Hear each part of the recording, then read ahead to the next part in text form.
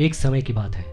महात्मा गौतम बुद्ध नगर में घूम रहे थे, लेकिन उस नगर में कुछ लोगों ने महात्मा बुद्ध के खिलाफ गांव के लोगों को यह बात बैठा दी थी कि यह जो व्यक्ति है वो ढोंगी है, पाखंडी है, ये झूठ का बात करता है, ये फालतू का बात करता है और इससे लोगों को दूर रहना चाहिए।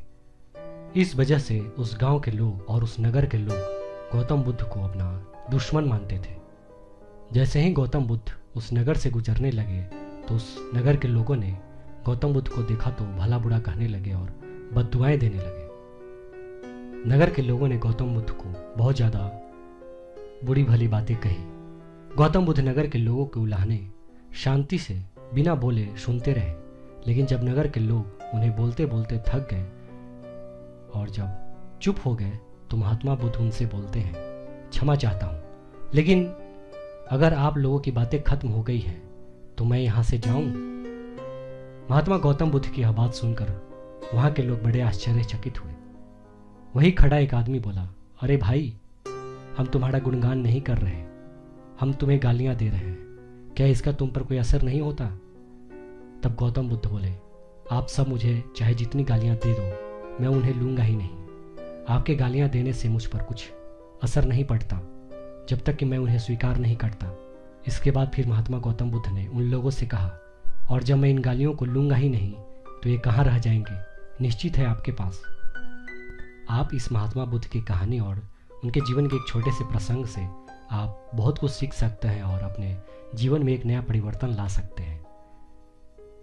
क्योंकि इस दुनिया में जितने भी सारे लोग हैं उनमें से अधिकतर अपने दुखों का कारण जो है वो दूसरों को मानते हैं।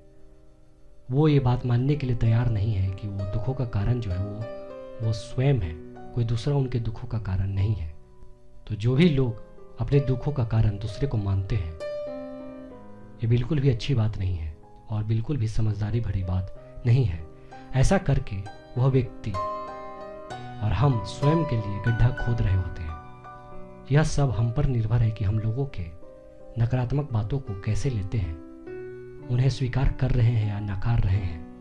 उदाहरण के तौर पे अगर आपको ही पता चले कि आपके बारे में कोई व्यक्ति जो है या आपका दोस्त ही है आपके पीठ पीछे आपकी बुराई करता है, ऐसी बातें सुनकर और अपनी बुराई सुनकर लोग काफ़ी दुखी हो जाते हैं और फिर वह जो व्यक्ति है अपने दुखों का कारण धीरे धीरे दूसरे को मानने लगता है, जबकि ऐसा नहीं करना चाहिए। आपको दूसरे की बातों पे ध्यान ही नहीं देना चाहिए। आपको अपने काम और अपने कर्म और आपका जो लक्ष्य है उसके प्रति दृढ़ निश्चय होकर आगे बढ़ता रहना चाहिए। तभी आपको जीवन में सफलता मिलेगी और आप छोटी मोटी परेशानियों और छोटे मोटे दुख और जीवन में आने वाली कई परेशानियों से बच सकते हैं।